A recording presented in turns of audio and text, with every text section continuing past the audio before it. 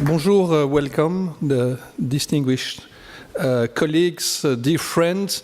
It's my great pleasure to welcome you this afternoon here in Brussels. Brussels, my town, the center of Europe, and for a few days this week, the center of the media world in Europe, thanks to this media summit. So, welcome again.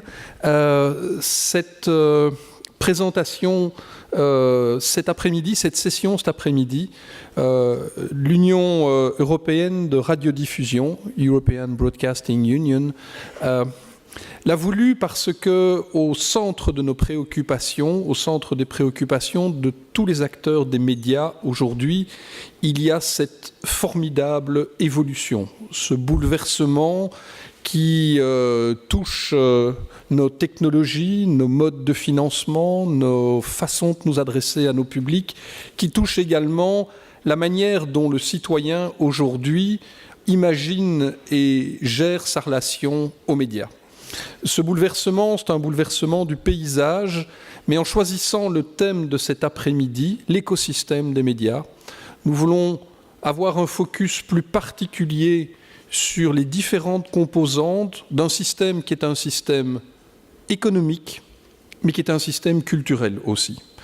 Alors, on le fera cet après-midi comme nous travaillons toute l'année, en vous montrant des programmes de radio, des programmes de télévision, en parlant de ce que nous savons faire en radio, en télévision et sur le web, en faisant part et en partageant avec vous des expériences concrètes, avec un objectif et une ambition, vous faire partager des valeurs qui sont le socle de notre action en tant qu'union rassemblant 75 membres dans 56 pays européens. Nous avons un socle de valeurs communes. Ce socle, c'est celui de nos membres. Ce socle de valeurs communes, il s'appelle universalité, indépendance, excellence, diversité, obligation de rendre compte et innovation.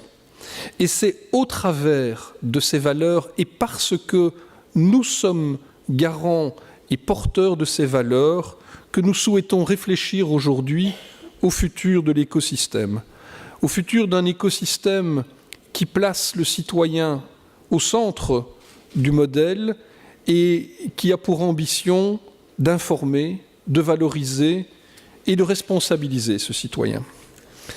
Si nous avons choisi comme thème de toute notre journée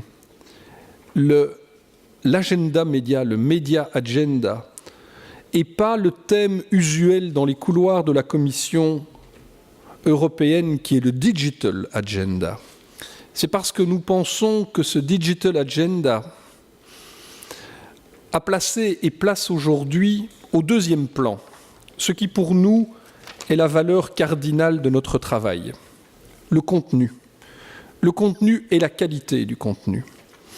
Nous pensons que le contenu n'est pas un bien qui sert à remplir des ondes, à remplir des câbles, à remplir des réseaux. Nous pensons que le contenu est la richesse qui satisfait des besoins sociaux, qui rencontre des réalités culturelles, qui renforce l'adhésion aux valeurs démocratiques des citoyens.